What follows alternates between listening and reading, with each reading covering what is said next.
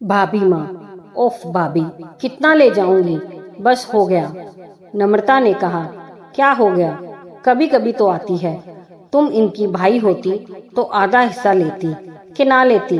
पर भाभी, भैया इतना खर्चे में हैं, आप लोगों का इतना प्यार मिल रहा है, वही बहुत है मेरे लिए। ननंद 1 वर्ष बाद आई थी। सपना ने उसे बेटी की तरह पाला पोसा था।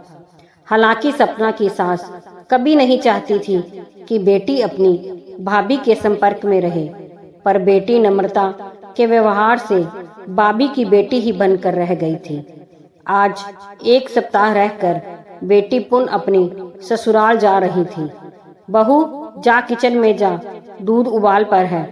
सपना की सास उनके पास आते ही बोली, जी माँ जी, कहते हुए सपना किचन में चली गई। बहू के किचन में जाते ही सास ने अपनी बेटी को 10,000 रुपये अपनी साड़ी के पल्लू में से निकाल कर दिया। यह क्या माँ, रख ले बेटी, तेरे काम आएंगे। पर माँ, तुझे यह मिले कहाँ, आपकी कोई नौकरी तो है नहीं। अभी भैया को छुटकी के स्कूल की फीस भरनी है, उन्हीं को दे दीजिए, अभी उन्हें इसकी ज़्यादा ज़रूरत है।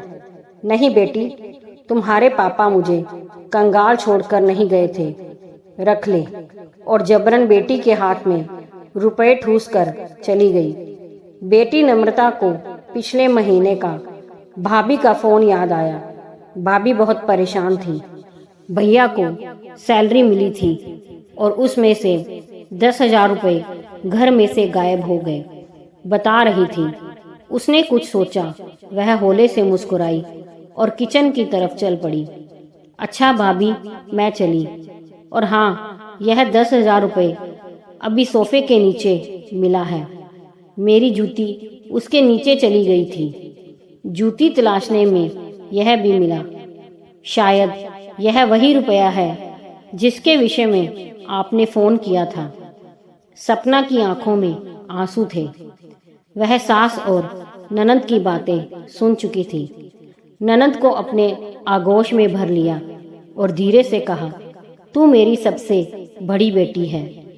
ननंद भाभी दोनों मुस्कुरा पड़ी। सच है, जीवन का यह भी एक सुंदर रूप है। दोस्तों, अगर कहानी पसंद आई हो तो लाइक, सब्सक्राइब, शेयर जरूर कीजिए।